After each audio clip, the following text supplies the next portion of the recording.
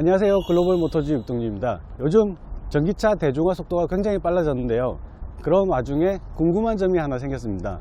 과연 이런 전동화 과도기에 프리미엄이라는 게 존재할까요? 사실 전기차는 고급이라는 이미지보다 최첨단 장비라는 이미지가 더 강한데요, 독일 3사를 비롯해 럭셔리를 지향하는 브랜드들은 전기차에도 아직 프리미엄이 존재한다고 생각하는데요, 오늘 가져나온 EQA가 좋은 예가 될 수 있을 것 같습니다. 소형차급의 엔트리급이지만 벤츠라는 프리미엄을 달고 있습니다. 과연 이 차도 프리미엄을 지향하는 모델이 될 수 있을까요? 한번 살펴보겠습니다.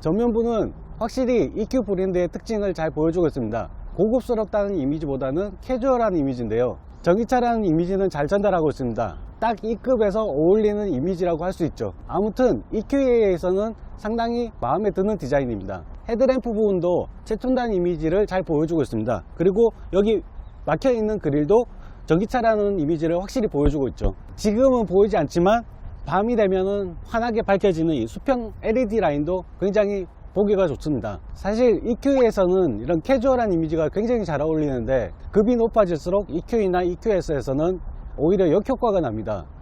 윗급에서는 아무래도 고급스러운 이미지가 강조돼야 되는데 말이죠. 오늘 들고 나온 이 차는 AMG 라인인데요, 기본형 모델과는 차이가 있습니다. 가격, 사륜구동이라는 특징 말고도 또 다른 점이 있습니다. 외장 색상인데요, 외장 색상은 지금 이 차 같은 경우에는 무광으로 처리되어 있는 짙은 회색입니다. 기본으로 나오는 모델은 유광으로 처리되어 있는 모델입니다. 아무래도 유광보다는 무광이 좀 더 고급스러워 보이는 느낌은 있습니다. 실내에 들어왔는데요, 인테리어는 전기차 느낌이 물씬 풍깁니다. 디스플레이도 그렇고 전체적인 레이아웃이 굉장히 다들 비슷한 느낌으로 가고 있다는 생각입니다. 요즘 전기차들이 마치 스마트폰이 똑같아지는 것처럼 같은 분위기거든요. 심플함과는 좀 다른 이야기입니다. 이런 디자인들이 호불호가 많이 갈리는데요, 첨단 디자인 아니면 미래지향적 디자인이라는 느낌보다는 그냥 좀 쉽게 만들자라는 느낌이 강합니다. 그래도 실제로 편의를 도모하는 여러가지 기능들은 많이 들어가 있습니다. 크지는 않지만 여기 센터 디스플레이에서 차량에 관련된 여러가지 기능들을 설정할 수가 있고요, 그리고 가운데 스티어링 휠 뒤편에서 보는 디지털 계기판에서도 여러가지 정보들을 확인할 수가 있습니다. 전에도 생각한 적이 있는데 벤츠와 BMW는 여러가지 기능들을 너무 많이 넣어놨다는 생각입니다. 입력기도 다양한 방법으로 제공되고 있거든요.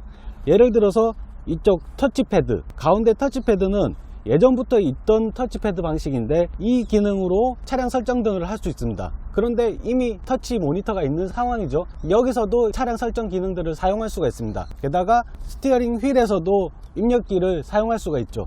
너무 과하다는 생각입니다. 여러가지 방식으로 다양한 고객층을 끌어들이겠다는 전략일 수도 있겠지만 아무래도 직접적인 사용자들은 한 가지 방식만을 주로 사용할 것 같거든요. 나머지는 다 필요 없는 방식입니다, 사실.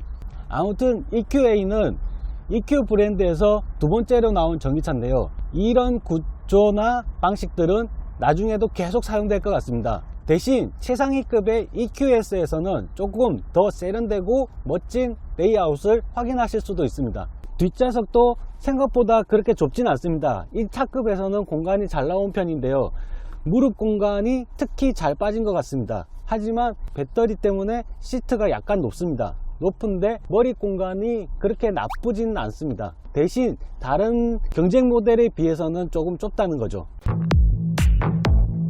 자, 시승에 나섰는데요, 시승에 나서기 전에 다른 분들의 평가를 좀 들어보기는 했었는데요, 그런데 EQA는 차급에 비해서 그리고 가격에 비해서 고급스러운 주행감을 가졌다고 평가를 하시더라고요. 아무래도 실내 정숙성에서 높은 점수를 받은 것 같습니다. 실내 정숙성 하면은 여러 가지를 생각해 볼 수가 있습니다. 엔진에서 들어오는 엔진 소음은 엔진룸에서 방음 처리를 하는 부분이고요. 하체에서 올라오는 소음은 타이어를 효율적인 타이어로 바꿔서 소음을 억제하거나 하체 내부에서 방음 처리를 해서 소음을 억제하는 방법이 있습니다. 그리고 또 다른 소음이 있습니다. 고속에서 들어오는 풍절음 같은 건데요. 이 풍절음은 바람의 흐름을 공기 역학적으로 조절을 한다거나 차체 강성 그리고 유리 소재 등을 다른 거를 써서 소음을 억제하는 방법이 있습니다. 특히 이 유리 소재 같은 경우에 주로 언급되는 부분이 이중 접합 유리입니다. 이중 접합 유리를 써서 풍절음 등이 들어오는 것을 최대한 억제하는 거죠. 또 다른 방법으로 실내 소음을 억제하는 방법이 있습니다. 소음이 나는 파동을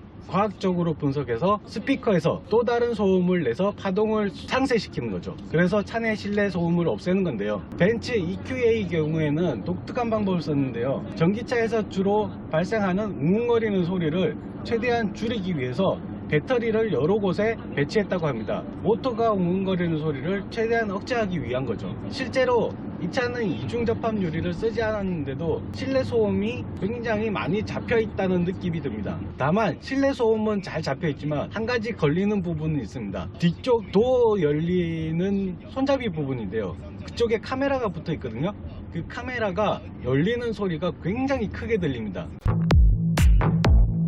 전반적인 가속성능은 좀 무난하다고 얘기를 해야 될 것 같습니다. 전기차 치고는 다른 전기차들의 경우에 비해서 살짝 느리다는 느낌은 들거든요. 근데 또 내연기관차들과 비교하면 굉장히 빠르다는 느낌이 듭니다. 전반적으로 전형적인 전기차의 느낌이 물씬 풍깁니다. 제동은 조금 다소 부자연스러운데요. 예를 들어서 비가 오는 날 흠뻑 젖은 브레이크 패드를 사용하는 느낌이랄까요?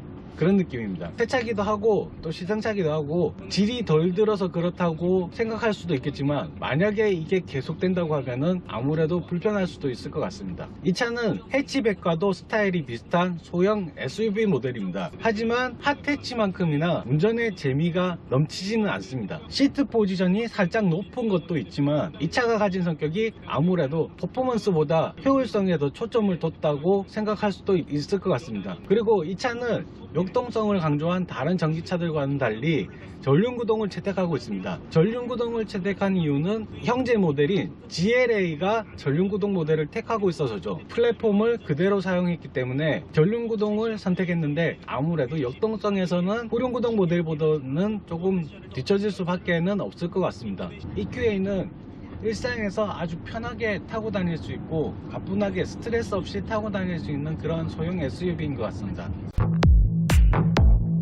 주행을 해보니 부드러운 가속 느낌의 조용한 실내 공간, 전기차의 단점을 잘 보완하고 장점을 잘 부각시킨 것 같습니다. 가격 역시 충분히 매력적입니다. 벤츠의 프리미엄을 달고도 기본형 모델 경우 5,990만원인데요.